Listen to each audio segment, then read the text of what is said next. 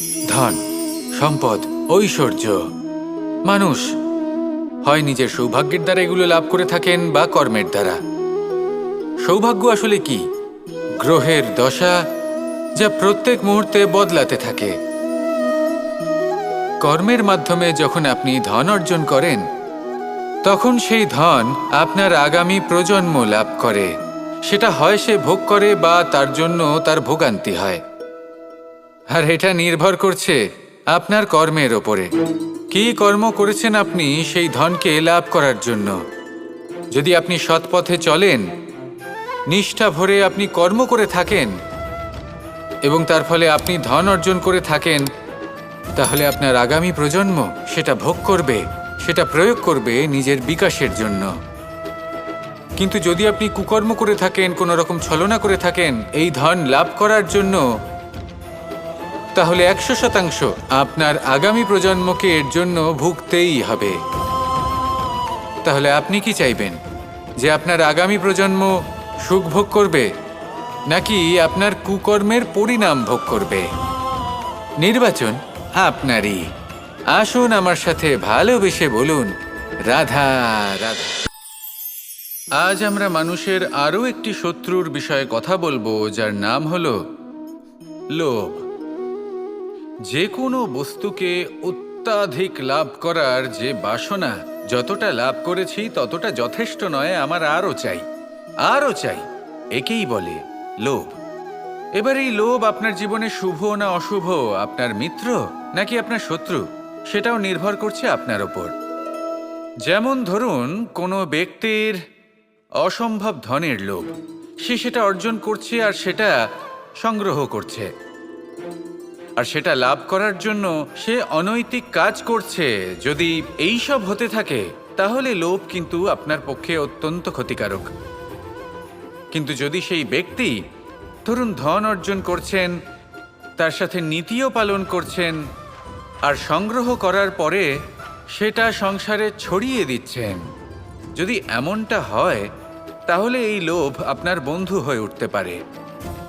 যদি আপনার সৎসঙ্গ লাভ করার, সৎকর্ম করার লোভ থাকে, তাহলে আপনি কখনো একা থাকবেন না। যদি ভালোবাসা প্রদান করার লোভ থাকে, এই সংসারকে সাহায্য করার লোভ থাকে, তাহলে এই লোভ, যা সংসারের শত্রু, সেটা কিন্তু আপনার সাথে পরমাত্মার মিলন ঘটাতে পারে। এবার এই লোভকে নিজের মিত্র করে তুলবেন নাকি শত্রু করে তুলবেন, সেই সিদ্ধান্ত আপনারই। আসুন আমার সাথে ভালোবেসে বলুন, রাধা রাধা। মানুষ যখনই কোনো পর্বতারোহণ করতে শুরু করে, তখন সে বারবার পড়ে যায়, বারবার উঠে দাঁড়ায়, সামনে এগোতে চেষ্টা করে। কিন্তু যদি সে দৃঢ় নিশ্চয় করে থাকে, তাহলে সে অবশেষে সেই পর্বতের শিখরে পৌঁছেই যায়। চলার পথে যদি বড় কোনো পাথর চলে আসে বা পর্বতের কোনো বড় অংশ সামনে আসে, তাহলে সে তার সাথে ধাক্কা খায় না, সে পথ বদলে নেয়। কিন্তু বাধা তাকে সবসময় পেতেই হয়, আর সেই বাধা সে পায় ছোট ছোট পাথরের দ্বারা। তাদের ওপর পা পড়লে তার পা পিছলে যায় আর সে পড়ে যায়।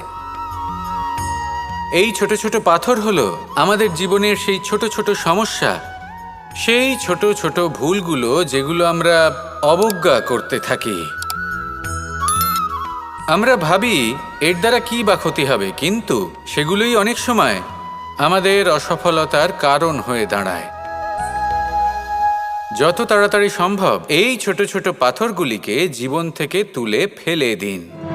ভুল হওয়াটা স্বাভাবিক, কিন্তু তার মানে এই নয় যে বারবার সেই ভুলের পুনরাবৃত্তি ঘটবে। ভুলটা বুঝুন, সেটা স্বীকার করুন আর সেটা শুধরে নিন। যখন আপনি এটা করতে শিখবেন, তখনই খুব তাড়াতাড়ি আপনি সেই শিখরে পৌঁছতে পারবেন।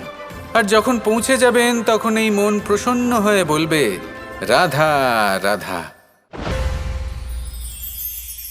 এই সংসারে প্রত্যেকটি ব্যক্তির নিজস্ব বিশেষত্ব আছে, আর এই বিশেষত্ব কারোর কাছে শক্তির সমান, কারোর কাছে দুর্বলতা।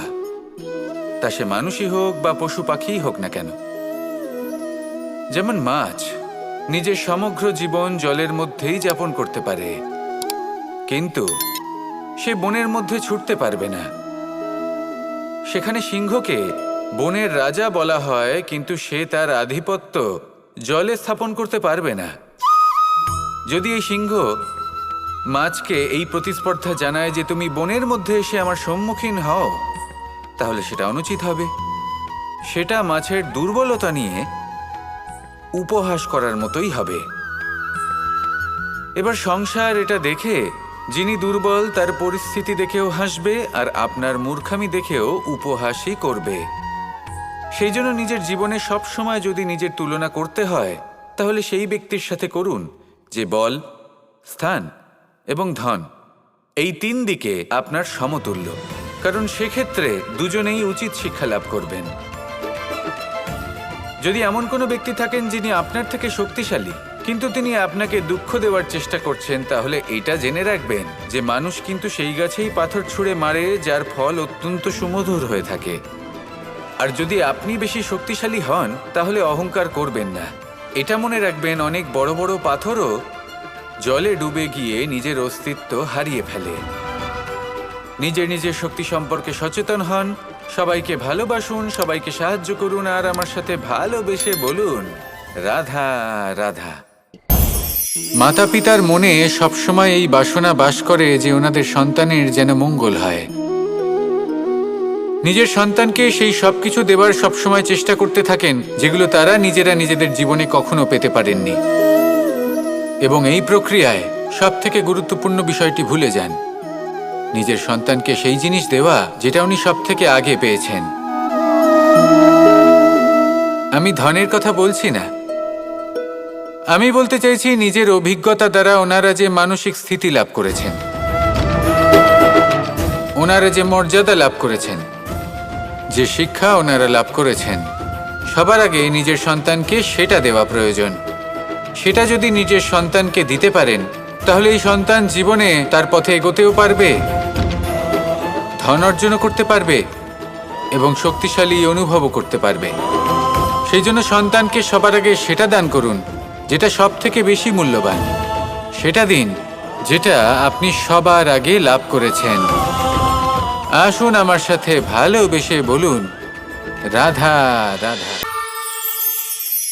এই সংসারের একটা নিয়ম আছে, বা বলতে পারেন লোকে তাই বলে, যে শক্তিশালী হয় সে শক্তিহীনকে নত করে দেয়। এমনটাই হয়, তাই না? আবশ্যক নয়, কখনো কখনো এমনও হয় একজন অসমর্থ ব্যক্তি সমর্থ ব্যক্তিকে নত করে দেন। এটা সম্ভব, এও হতে পারে। আর এটা তখন হতে পারে যখন তার মধ্যে ভালোবাসার শক্তি থাকে। ভালোবাসার শক্তি এই সংসারে সবথেকে বড় শক্তি হয়। এই ভালোবাসার শক্তি দ্বারাই নির্ধন সুদামা আমাকে দিয়ে নিজের পা ধুইয়ে নিল, কিছু না বলেই, কিছু না চেয়েই। এই কর্মের আধার ছিল শুধুমাত্র ভালোবাসা। খুব শক্তিশালী হয় এই ভালোবাসা। ভালোবাসার শক্তি দ্বারাই আপনি হিমালয় পর্বতকে নত করতে পারেন, তাহলে কি অসম্ভব হতে পারে? এই ভালোবাসার শক্তির সঞ্চার করুন, আর এই ভালোবাসার সাথেই বলুন রাধা রাধা।